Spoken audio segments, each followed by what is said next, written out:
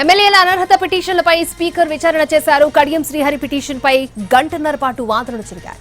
Danam Nagender advocate మాత్రం శనివారం వరకు గడువు కోరారు. దీంతో ఎల్లుండి తన వాదనలు వినిపించనున్నారు దానం అడ్వకేట్.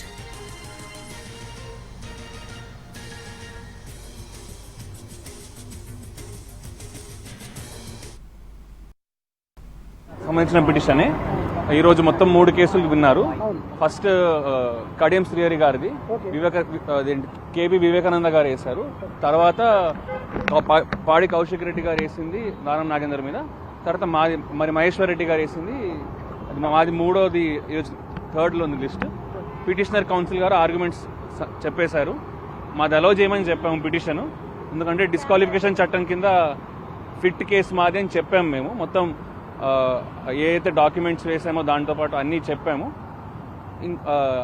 ఏదైతే బీఆర్ఎస్కి ఖైరతాబాద్ కంటెస్ట్ చేసిన అఫిడవిట్, తర్వాత లిస్ట్ ఆఫ్ విన్నింగ్ క్యాండిడేట్స్లో ఖైరతాబాద్ ఆయన పేరు, తర్వాత మేము ఏదైతే అఫిడవిట్ వేసామో ఆయన ఏదైతే ఇండియన్ నేషనల్ కాంగ్రెస్ తరఫున పార్లమెంట్ ఎలక్షన్కి అఫిడవిట్ వేశారు, తర్వాత returning officer withdrawal of candidates తర్వాత ఏదైతే ఒక లిస్ట్ ఎలా పబ్లిష్ చేస్తారో ఆ లిస్టులో ఇండియన్ నేషనల్ కాంగ్రెస్ తరఫున కంటెస్ట్ చేస్తారని ఉంది.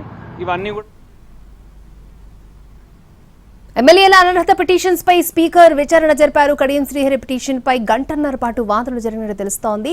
రైట్, ఇదే అంశానికి సంబంధించి పూర్తి డీటెయిల్స్ అందించడానికి మా ప్రతినిధి చారి మనకు అందుబాటులో ఉన్నారు. చారి, ఓవర్ టు యు.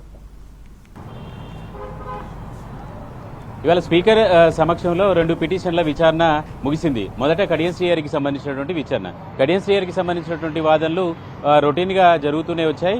గతంలో వాళ్ళు చెప్పినటువంటి అంశాలన్నింటినీ ప్రస్తావించారు. ఇప్పుడు ఆసక్తికరమైనటువంటి విషయం ఏంటంటే దానం నాగేందర్కి సంబంధించినటువంటి పిటిషన్కి సంబంధించినటువంటి విచారణ. బీఆర్ఎస్ అడ్వకేట్లకు సంబంధించినటువంటి ఫైనల్ ఆర్గ్యుమెంట్స్ ముగిశాయి. అయితే బీజేపీకి సంబంధించినటువంటి అడ్వకేట్లు వాదిస్తున్నటువంటి క్రమంలో దానం నాగేందర్కి సంబంధించినటువంటి అడ్వకేట్లు వాళ్ళు అడిగినటువంటి ప్రశ్నలకు సంబంధించి కొంత గడువు కోరారు. ఈ నేపథ్యంలోనే శనివారం తమ వాదనలు వినిపించడానికి అవకాశం ఇవ్వాలని కోరారు. ఆ అడ్వకేట్లు కోరినటువంటి సమయానికి అనుకూలంగా శనివారం 2:30 దానం నాగేందర్ పిటిషన్ని మరోసారి విచారించాలని, అది దానం నాగేందర్ తరపున అడ్వకేట్లు తమ వాదనలు వినిపించడానికి స్పీకర్ అంగీకరించారు. అయితే ఇందులో మరొక అంశం ఏంటంటే బీఆర్ఎస్ వేసినటువంటి పిటిషను దానం నాగేందర్ కాంగ్రెస్ పార్టీ నుంచి సికింద్రాబాద్ పార్లమెంటు నుంచి పోటీ చేయడానికంటే ముందు వేసినటువంటి పిటిషన్. ఆర్గ్యుమెంట్స్లో మాత్రం అతను కాంగ్రెస్ పార్టీకి నుంచి పోటీ చేశాడు కాబట్టి ఆయన అనర్హుడిగా ప్రకటించాలి అని చెప్పేసి వాదనని బీఆర్ఎస్ వినిపించింది.